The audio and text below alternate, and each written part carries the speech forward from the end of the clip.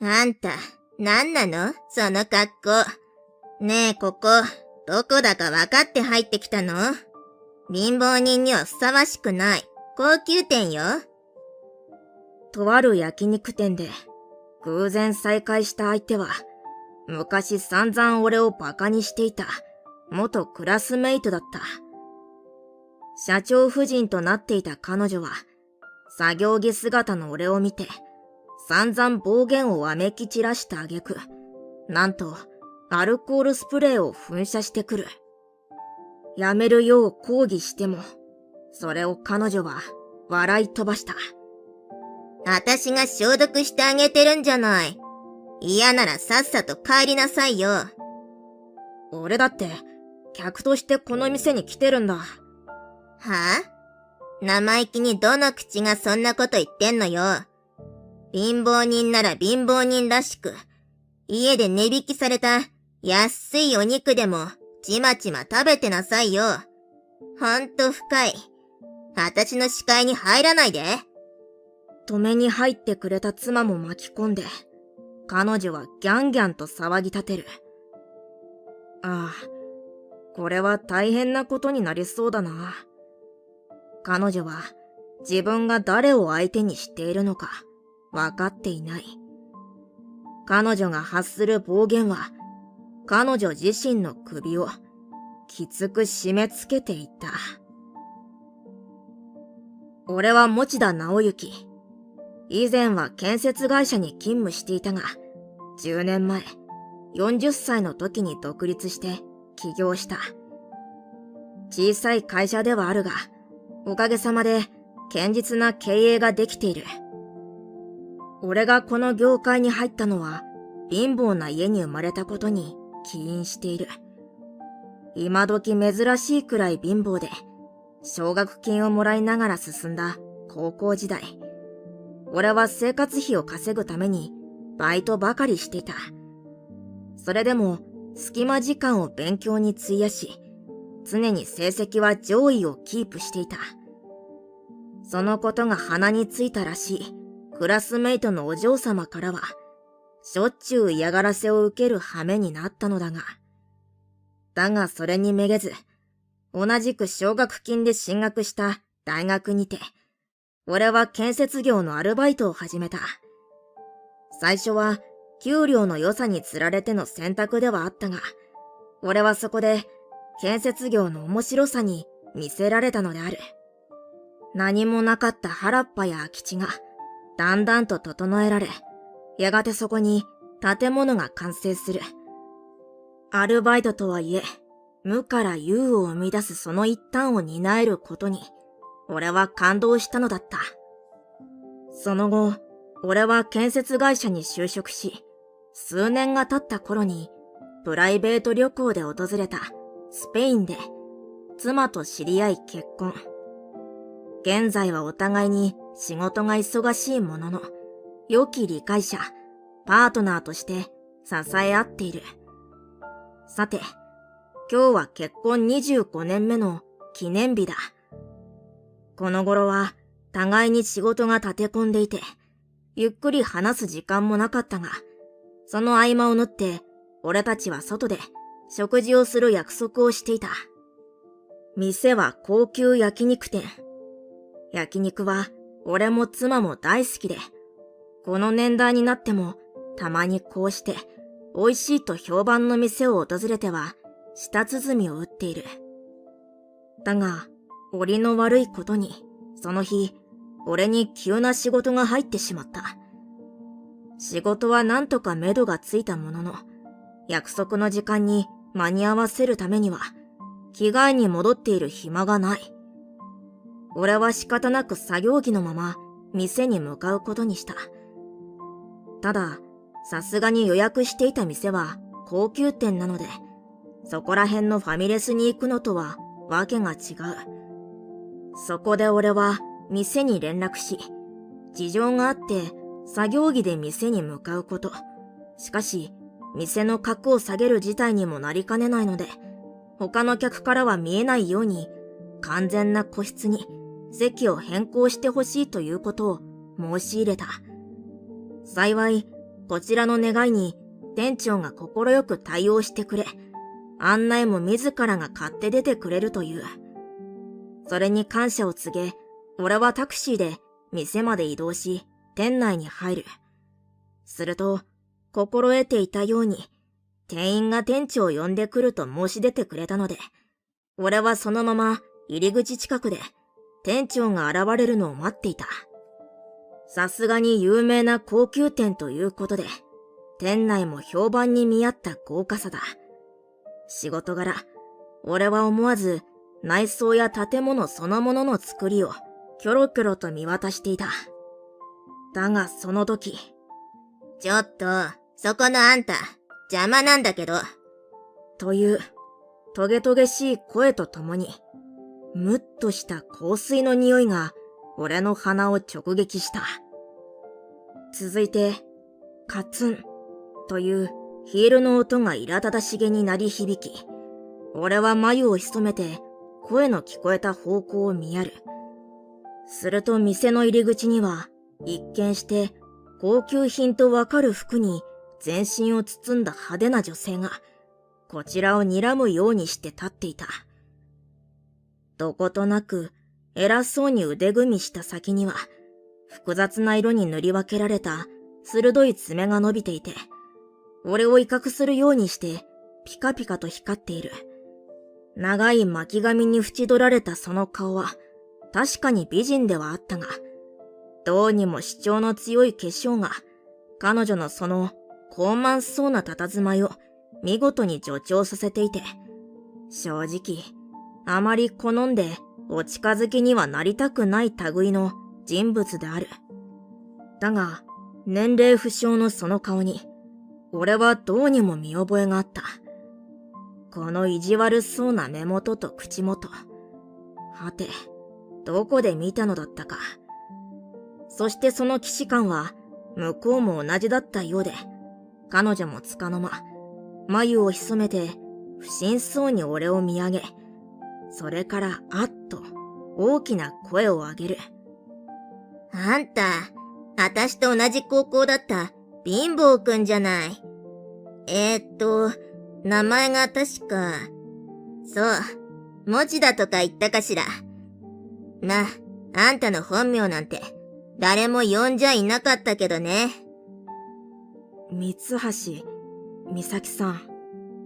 静かな店内に響く甲高い相手の笑い声に若干頬を引きつらせながら、俺は彼女の名を呼んだ。そう、この三橋さんこそ俺の高校時代の元クラスメイトであり、また奨学金をもらって高校に通っていた俺を散々バカにしていたお嬢様その人であった。そんな経緯もあって、俺からしたら全く嬉しくない偶然の再会ではあるが、相手にとってはそうでもなかったらしい。彼女は過剰なほどに口紅を塗りたくったその唇をついと吊り上げて、まるで獲物を見つけた獣のようにして俺を見やる。あたし、今は三橋じゃなくて森川ね。貧乏人のあんたでも知ってるでしょと息を吸うように見下されながら告げられた会社名は、この地元では知らない人はいないほどの有名企業だった。そこの長男と結婚したの。ちなみに夫は今、会社の3代目社長よ。勝ち誇ったように目を細めて、三橋改め森川さんはうふふとさも上品ぶって笑っている。彼女の夫が有名企業の社長であることは別に彼女の功績ではないけれど、まあ夫の森川氏は地元の名士家系の長男であると同時に来年の市議会議員選挙へ出馬するのではというもっぱらの噂の人物である。森川さんからしてみればさぞ自慢の夫であるのだろう。そういえば彼女、高校時代から上昇志向が強かったなと、俺はあまり思い出したくないことを思い出す羽目になった。自身の実家も裕福ではあったが、森川さんはそれには飽き足らなかったようで、当時から自分は絶対にお金持ちと結婚をするんだと息巻いていたのだった。だからこそ、奨学金をもらって高校に通う貧乏くんの俺に、成績では逆立ちしたって叶わないのが気に食わなかったのだろうけれど。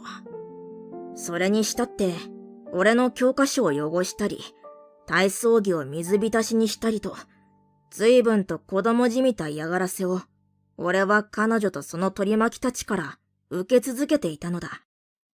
当時のやるせない感情が、にわかに心の内を巨来して、俺はため息をつきそうになる。しかし、こちらの心情など、これっぽっちも構わない様子で、彼女は改めて、俺をじろじろと睨みつけてきた。っていうか、なんなのその格好。やだ、それもあちこち汚れてるじゃない。ねえ、あんたここ、どこだか分かって入ってきたの？半年の予約待ちなんて当たり前の高級店よ。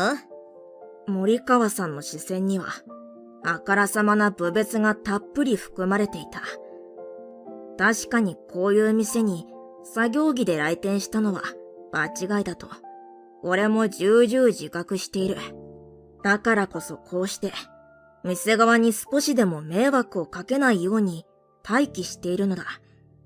それに、俺の格好がこの場にふさわしくないのと同じように、食事を振る舞う店で、この距離でもわかるくらいに、香水の匂いをプンプン香らせている彼女もかなり、人のことを言えた義理ではない。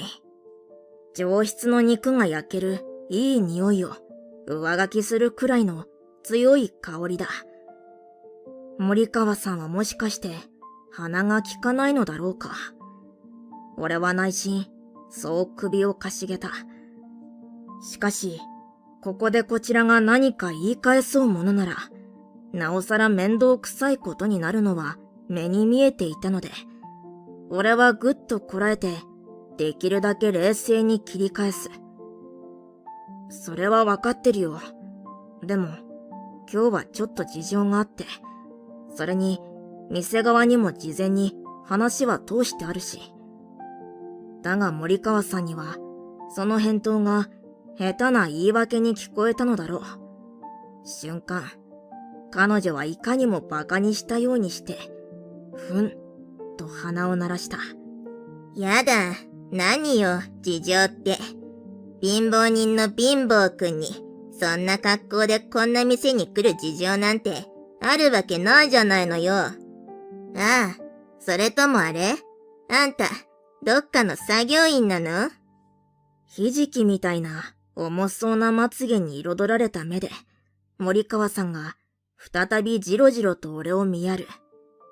じゃあ、こんなとこでサボってないで、とっとと仕事に戻りなさい。まったく、作業員風情が、あたしの邪魔するんじゃないわよ。あたし、ここの常連よ。店に言いつけてやるんだからね。言いながら、彼女は不快げに眉を潜めて、わざとらしく、しと、手を振り払った。っていうかあんた、本当に汚いわ。飲食店にそんな格好で来るなんて、やっぱり勉強だけできても、根っからの貧乏人は、マナーがなってないのよね。ああ、もう、本当に嫌だ。こっちに寄らないで。森川さんは、俺へと甲高い罵声を浴びせ続けながら、ヒールを鳴らして、数歩距離を取る。その時、自身の手元が、店内入り口に置かれていた、消毒用のアルコールスプレーに触れたようだ。ふっと、そちらに視線をそらした森川さんは、にーっと、その口元を意地悪く歪めた。そして、鋭い爪を光らせた指が、アルコールスプレーを握り込んだかと思うと、なんとそれをためらいもなく、俺に向かって盛大に噴射してきたのである。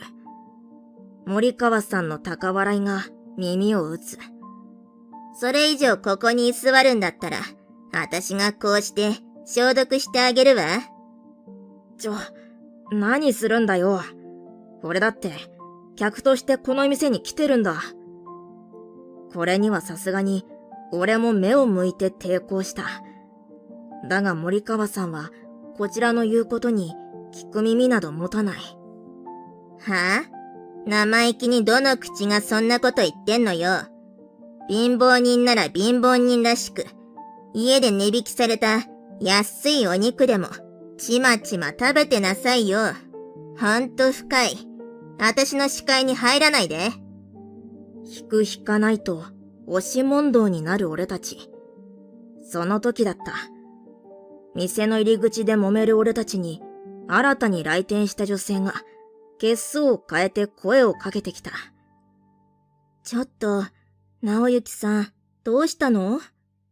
雅子。それは今日、ここで落ち合う約束をしていた、俺の妻の雅子だった。夫がなぜか作業着姿で、それも客と思わしき女性からアルコールスプレーをかけられているという事態に、妻はあっけに取られていたようであった。それでも、とにかく俺を助けようとしてくれたのか、慌ててこちらに割って入ってくる。そこのあなた、何があったか存じませんが、他人に向けてアルコールスプレーを噴射するなんて、いくらなんでも度が過ぎていませんか？それに、万が一目にでも入ったら危険でしょ？憤慨しながらも、冷静にそう指摘する雅子を、森川さんは煩わしそうに一別した。はあ？私はただ、こんな汚い格好で店に来た、この男を消毒してやってただけだけど？てか、あんた誰よ？ふん、偉そうに。初対面の相手に、いきなり説教垂れてるあんたこそ、失礼でしょ。私はこの人の妻です。キンキンとまくし立てる森川さんに、雅子が毅然とそう答える。すると、一瞬だけほうけたように、沈黙した森川さんは、けれどその直後、下げすみの眼差しを隠そうともせずに雅子を見やり、あはは、と大声で笑った。そう、あんた、この貧乏くんの奥様なのね。ふふ、道理でそんなダッサい格好してるわけだ。あたし、あんたの夫の同級生よ。偶然ここで再会して、休校を温めてたの。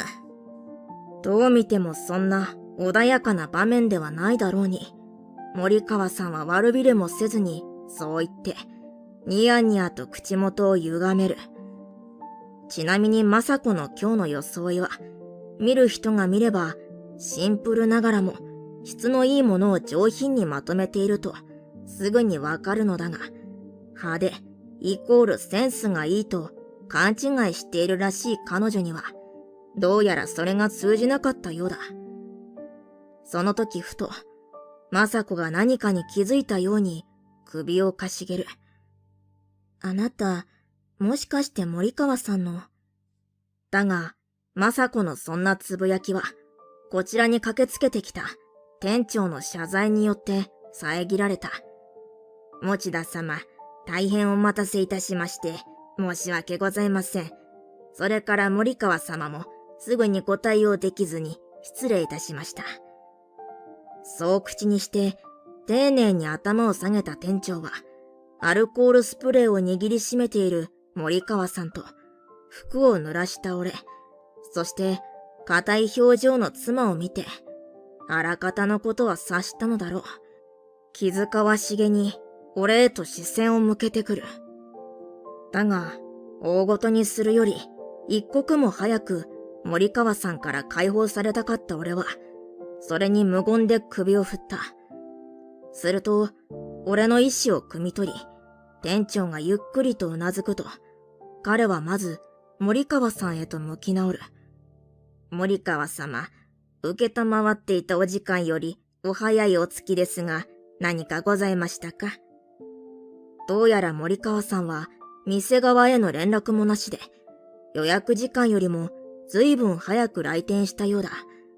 しかし、特にそれを謝るでもなく、森川さんは尊大な態度で、ツンと顎を上向かせると、別に、と答えた。お買い物にも飽きちゃったから、早く来ただけ。悪い？てか、マナーのなってない貧乏人たちのせいで、私疲れちゃったから、さっさと休みたいんだけど。かしこまりました。では、早速お席へ案内いたします。お待たせしたお詫びに、森川様には、当店よりドリンクをサービスさせていただきますので。あら、そう？じゃあ、遠慮なく。笑顔でうやうやしく頭を下げる店長に気を良くしたのか、森川さんは最後に俺たちを睨みつけると、それ見たことかと、得意げに鼻を鳴らしながら店員に案内されて、その場を去っていく。その香水の残り香を換気するようにして、わずかに窓を開けると、店長は改めて俺たちへも頭を下げた。お待たせいたしまして、申し訳ございませんでした。そして店長は、俺へとタオルを差し出しながら、よければ近くの同系列の店へ、すぐに予約を入れてくれるという。森川さんのあの様子から、またこの店内で鉢合わせをして、彼女に絡まれるのを心配してくれたのだ。お止めできず、本当に申し訳ありません。お怪我はありませんでしたか？はい、幸い服にかかっただけですし、こちらこそ店内で騒いでしまい、失礼しました。その提案を俺たちはありがたく受けることにした。その後、店長が手配してくれたタクシーで移動中、妻の雅子がとある人物へ電話をかけ始める。ということで、残念ですが、今回のお話はなかったことに。怒鳴るわけではなく、けれど、その静かな口調が、かえって雅子の怒りを如実に表している。電話口では、相手の焦ったような声が聞こえていたが、それに構わず雅子は、さっさと電話を切ると、俺に向かい、すっきりとした表情で笑ったのだった。さて、そんなことがあった翌朝、俺の自宅を、昨日全くもって嬉しくない再会を果たした森川さんと、それから彼女の夫の森川氏が揃って訪ねてきた。お休みの日の朝から申し訳ありません。森川氏と俺は以前に一度挨拶をしたことがある。そして今、応対に出た俺に、森川氏は深々と頭を下げてきた。その横で、いかにもしぶしぶ連れてこられたといった様子で、ぶすっとふてくされている森川さんとは対照的な姿だ。そのうち、玄関先の騒ぎを聞きつけて、顔を出した妻の雅子が、訪問客を見て、ああ、と声を上げる。だが、雅子が何か言葉を続ける前に、森川氏は自身の妻の頭を掴んで強く下げさせ、こう言った。昨日は妻の美咲が持田様ご夫妻に大変なご迷惑をおかけしまして、本当に申し訳ございませんでした。しまいには土下座せんばかりの勢いで頭を低くする森川氏。しかし、そんな夫に頭をつかまれている妻は、ちょっと言いたいってば、などと、この後に及んで空気の読めない文句を垂れ流している。そんな二人を、雅子は硬い表情で見つめていた。昨日、雅子がタクシー内から電話をかけていた相手、それがこの森川氏であった。実は雅子は世界的に有名な建築デザイナーなのである。ちなみに、俺たちが出会ったスペインに、雅子は建築を勉強するために留学中だったのだ。スペイン語が聞き取れず困っていた俺を彼女が助けてくれ。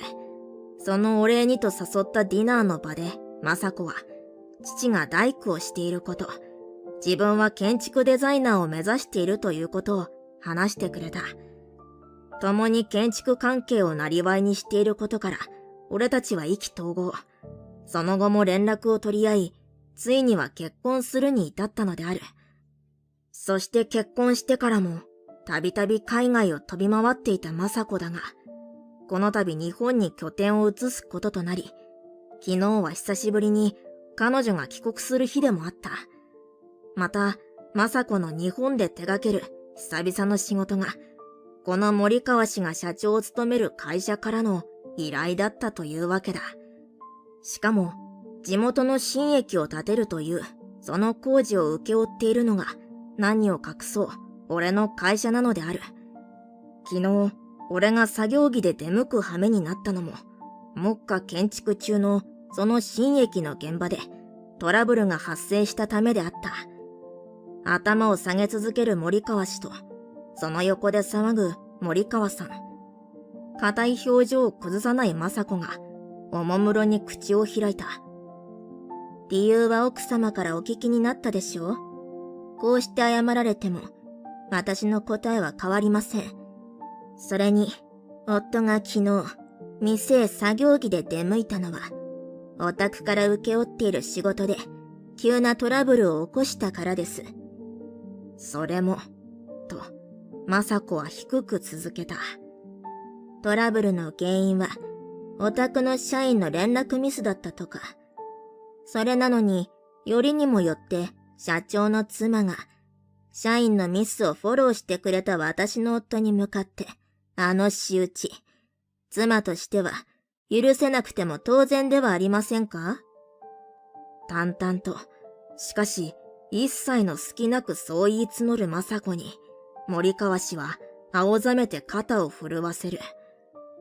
雅子は昨日の電話で仕事を降りることとともに自分のデザインを使わせないと森川氏に突きつけていた。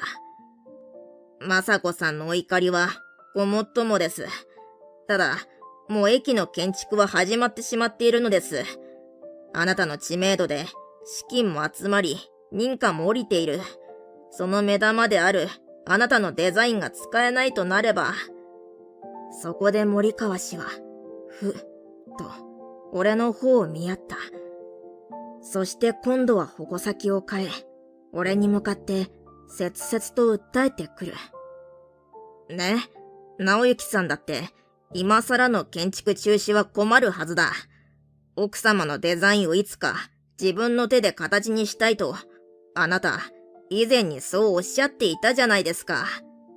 確かに、彼の会社の依頼を受けた時の顔合わせで、俺は森川氏にそんなことを言っていた。妻のデザインした建物をこの手で建てることは彼女と出会ってからの俺の夢だ。それに、この時期での工事中止となれば、俺の会社だって決して小さくない損失を被ることになる。けれど計画の続行は何より大事な妻の意思をないがしろにしてまで行うものではないと俺は思っている。建築業界の一端に身を置く者として、俺は心躍るようなデザインを生み出す妻を、一人の建築デザイナーとして、心から尊敬しているのだった。そんな妻が、自身のデザインは使わせないと言っているのだ。俺はそれを尊重しこそする。とやかく口を出す立場にない。それに、森川氏の横では、未だ彼の妻は、ふてくされた顔をして、つまらなそうに立っている。彼女には最初から謝罪する気などないのだろうということは、その態度からも明白であった。やがて、俺の視線に気づいた森川さんは、深いげに眉をしかめて、そっぽを向く。その子供じみた様に、ああ、彼女は高校時代と何ら変わってはいないのだなと、俺は改めて思ったのだった。残念ですが、今の我々の関係で、良い仕事ができるとはとても思えません。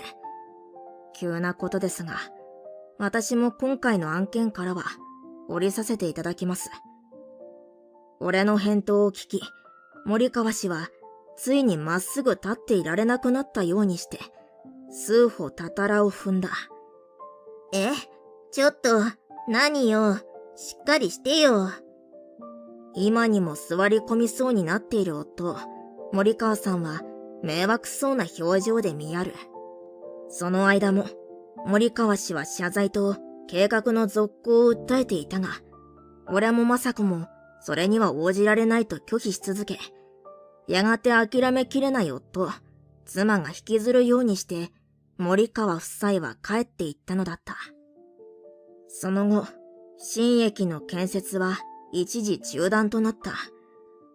大きく取り上げられたそのニュースでは、森川氏とデザイナーとの間でトラブルがあったようだとされ、市の財源をつぎ込んだにもかかわらず、そんなケチがついたとして、森川氏は市民からバッシングを受けた。さらに、彼の妻の森川さんはといえば、散々名士の長男の嫁として威張り散らしておきながら、ホストにはまって浮気をしていたことが、地元の新聞にすっぱ抜かれることとなった。どうやらあの焼肉店にも、ちょくちょくお気に入りのホストと通っていたようで、結局森川さんは夫から見下り犯を突きつけられたようだった。だが、森川夫妻が離婚したと聞いて、しばらくした後、さらに驚くことがあった。なんと、森川さん改め、三橋さんが俺の会社に顔を出したのである。会社のロビーで社長に会わせろと騒ぐ人がいる、と社員に聞き、俺が慌てて駆けつけてみれば、見覚えのある女性がうちの社員相手に怒鳴り散らしていた。森川、三橋さん、一体どうして？そう俺が声をかけると、三橋さんは鬼のような形相で、ギリリとこちらを睨みつける。来るのが遅いわよ。こんな小さい会社、私を待たせるほどの仕事もないくせに。髪を振り乱し、舌打ちせんばかりに彼女は、早速そう吐き捨ててきた。相変わらず、人を人とも思っていないかのような、その言い草にムッとしつつ、俺は言い返す。いきなり人の会社に怒鳴り込んでくるなんて、マナーがなってないんだね。そういう失礼な相手に尽くす礼は、俺も持ち合わせていないものでね。なんですって？あの時の彼女の言葉を当てこすりした俺に、三橋さんが顔を真っ赤に染める。しかし、彼女はそこで、怒鳴り声を飲み込むようにして、ぐっと息を飲んだ。続けて、三橋さんは不機嫌そうに唇を引き結ぶと、わずかに声のトーンを落として俺に告げる。あんた、あの雅子とかいう嫁に今すぐ取り次ぎなさいよ。それで、嫁から夫に連絡させて。そうしたら、あの駅の工事もあんたのとこで引き続き発注してあげるから。それから長い髪の毛をこれ見よがしにかき上げて、三橋さんは会社のロビーをぐるりと見渡し、小馬鹿にしたように肩をすくめた。あんたんとこだって、あの発注が中断してるもんだから、経営は苦しいんでしょ？私はそれを助けてやろうとしてるのよ。あんたの嫁が折れれば、夫だって私とよりを戻すだろうし。その言葉を聞いて、俺はピンときた。ああ、彼女は夫と復縁したいのだな。上昇志向の強い三橋さんのこと、地元の名士の長男とはさぞ別れたくないのだろう。それも離婚の原因は妻側にあるのだ。風の噂で慰謝料も請求されていると聞く。だが、そんな事態になっても、やはり三橋さんは三橋さんだった。びっくりしてしまうほどの上から目線で物を言う彼女に、俺はもはや呆れ果ててしまう。漏れるため息を必死でこらえ、俺は静かに口を開いた。あいにくだけど、それはお断りするよ。三橋さんに心配いただかなくても、幸いこの会社の経営は安定してるんだね。これは強がりではなく、本当のことだ。俺の会社はこの度、妻の雅子の兄が経営する地域密着の建設会社と合併することが決まったのだ。前々から話は出ていたのだが、今回の件を受けて、今がそのタイミングだと双方が手を握り合ったのである。おかげでうちも経営が安定し、このまま例の駅の仕事がなくなったとしても、会社は無事に回る。けれど今、穏便に追い返したとしても、このままでは彼女はまた、俺に変な言いがかりをつけてくるかもしれない。だから俺は相手に対し、強めの口調で言い放った。わかったか？これ以上、俺にも雅子にも、付きまとわないでくれ。もしまた俺たちの前に現れたら、今度は名誉毀損と脅迫罪で裁判所に訴えてやるからな。何よそれ。そう声を荒らげた三橋さんだったが、裁判所という一言が効いたのか、顔を青ざめさせてやがて逃げるようにして去っていったのだった。それからまた1ヶ月が過ぎた。あれから三橋さんは当然ながら森川氏との復縁も叶わず、自身の実家を頼ろうとしたそうである。だが今回の一連の騒動はすべて三橋さんの行いが発端だったと、すでに地元には広く伝わってしまっていた。そのため彼女は親兄弟からも絶縁され、地元にもいられなくなり、とうとうこの辺りからは姿を消したと聞いている。またそんな折、うちには森川氏が再び謝罪に訪れていた。久しぶりに見た彼の佇まいは心労からか憔悴しきっていて、その代わりように俺も雅子もさすがに今までと同じく突っぱねることはできなくなってしまう。彼の会社もまた今回の件でいささか苦しい状態らしい。それにこのまま倒産なんてことになってしまえば、彼はともかくそこに勤めている数百人の社員とその家族が路頭に迷うことになるだろう。そうして雅子はしばしの沈黙の後、わかりましたとうなずいた。デザインは少々の手直しもしたいので、1週間後にそちらへお送りします。ですがこれはあくまで、あなたの会社に勤める社員さんたちと、それから地元の皆さんのためです。勘違いはしないでくださいね。厳しい口調ながらも、計画の続行を認めた雅子に、森川氏はうっすら涙を浮かべて頭を下げている。そうして俺もまた引き続き工事を請け負うこととなった。今は妻の生み出したデザインをどうすれば一番輝かせられるか、試行錯誤の日々が続いている。